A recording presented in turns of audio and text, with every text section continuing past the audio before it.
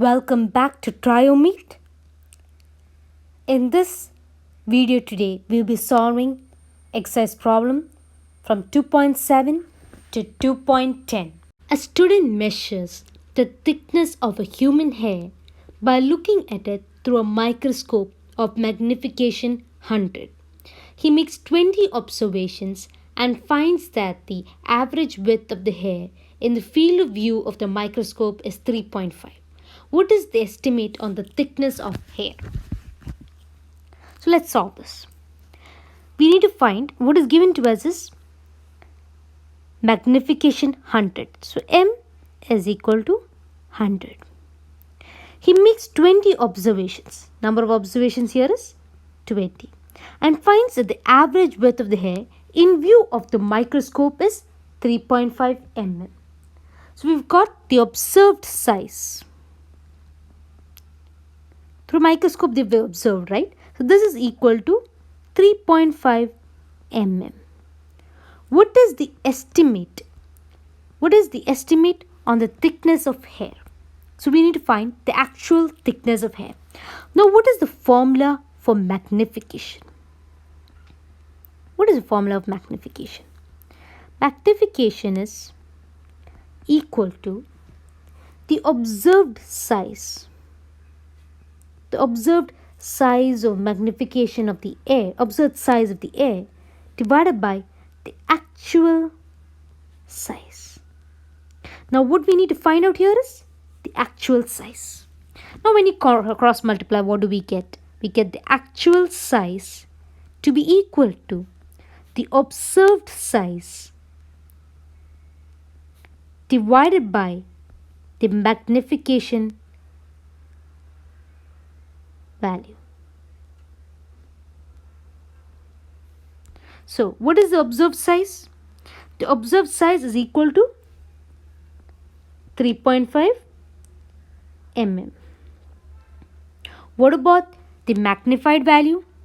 That is 100. So we get a final answer to be equal to 0.0355 mm. This is our final answer. Let's solve exercise 2.8. Here the question is, answer the following. Part A. You are given a thread and a meter scale. How will you estimate the diameter of the thread? So we've got a meter scale and we've got a thread and you're supposed to find the diameter of this thread. Supposed to find the diameter of this thread here. But we know this thread is so thin that the meter scale cannot be used to find you cannot use this meter scale directly to find the diameter of the thread because it's extremely thin, right? So instead what we can do is we can consider a cylindrical body here and you take this thread and wrap it around the cylindrical body with no space in between. It should be continuously wrapped. There should not be any space in between. And we know that we can find the length of the thread. Once we untie it, we can find the length of the thread using a meter scale, right? And then we know L is equal to N times D. N is the number of times you have twisted it around the cylinder and D is the diameter of the thread, right? So we know the length will be equal to N times the diameter. So how do you find the diameter of the thread now? Just do L by N. This will give you the diameter of the thread value. Now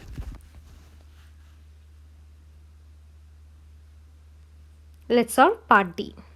Part B. Part B of the question is, a screw gauge has a pitch of 1 mm. So we know the pitch equal to 1 mm and 200 divisions on the circular scale.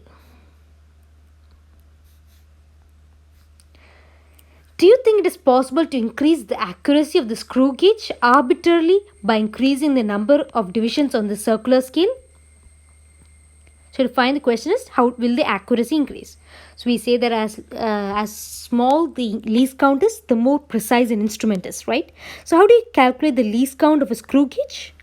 That will be equal to pitch divided by number of divisions on the circular scale.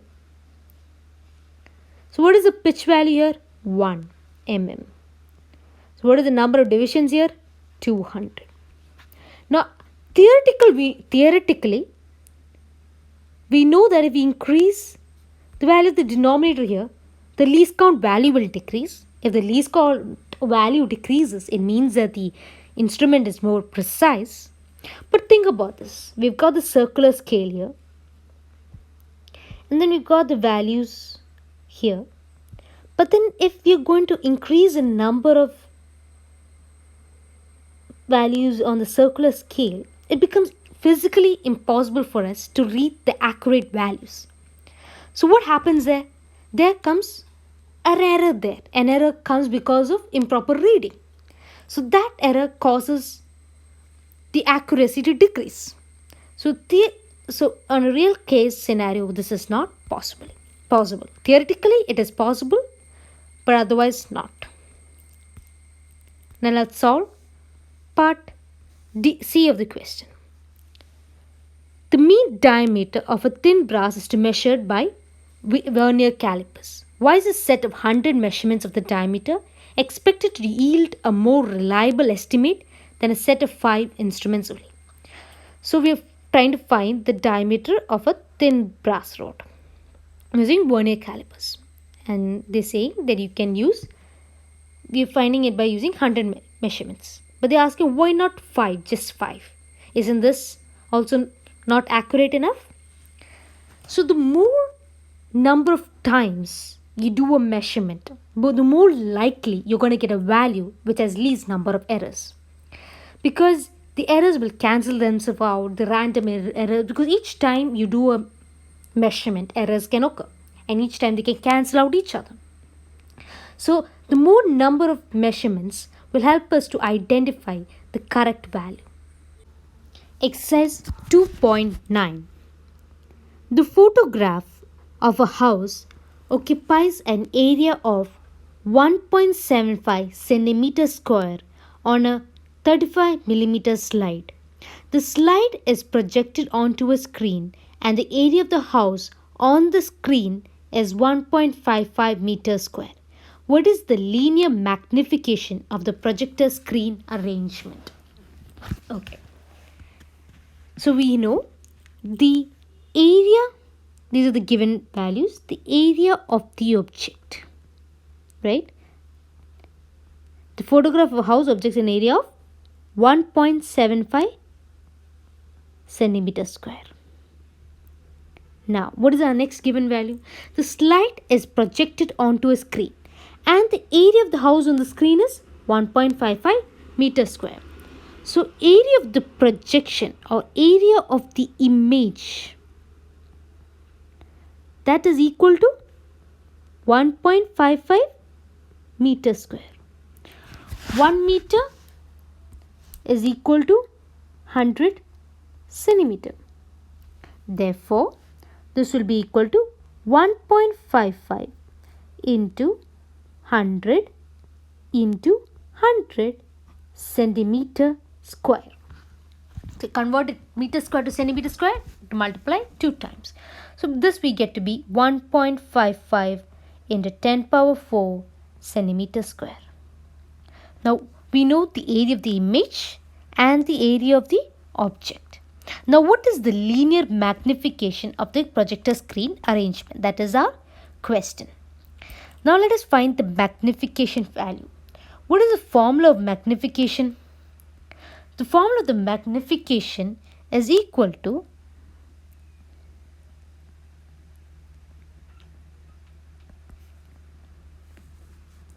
area of the image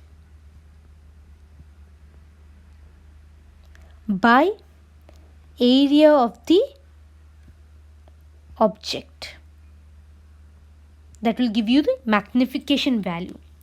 So what is the area of the image? Area of the image, we found it to be, what is the given value is 1.55 into 10 power 4 centimeter square. What about the area of the object? That is equal to 1.75 centimeter square. So we found the aerial magnification to be equal to 8,860. Now, how much would be the linear magnification? Linear magnification would be equal to the square root of this value, because linear value give you the square root of area will give you the linear value, that is equal to around 94.1. So the linear magnification value is 94.1. Let's solve exercise 2.10. So the first question is, calculate the number of significant figures in the following. A, the number is 0.007 meter square. So how many significant figures are here? So we know one of the rules of significant figures is that zeros to the right of the decimal point and before a non-zero digit are insignificant. So these zeros here are insignificant. So the total number of significant figures here is 1. Now let's solve part B of the question. Part B of the question is 2.64 into 10 power 24. So we know the rule of the significant figure is that all non-zero digits are significant. So there are 3 significant figures here, but the exponent values are not significant. So hence we have 3 significant figures. Now what about part C of the question? That is 0.2370. How many significant figures does this have? These are all non-zero digits, so these are significant. And zeros to the right of the decimal points. The trailing zeros, if there are decimal points, are all significant. Hence, there are 4 significant digits in this number. Now, what about the fourth part? Fourth part is 6.320. Same explanation. We have 1, 2, 3. 3 significant figures. The zero, trailing zero of the decimal point is also significant. Therefore, we have 4 significant figures here. What about part E of the question? 6.032. All of these numbers are significant. Even this is significant. Zeros in between 2 non-zero digits are significant. So here also the number of significant figures is 4. Now what about the sixth one? F. 0.0006032. What are the number of significant figures in this case? We know non-zero digits are significant. Zeros in between 2 non-zero digits are significant. What about these zeros? They are not significant. Zeros to the right of the decimal point and before a non-zero digit are insignificant. Therefore, the total number of significant numbers here is 1, 2, 3, 4. So this one's the significant figure is 4. So we know the final answer to be 1, 3, 4, 4, 4 and 4 significant figures.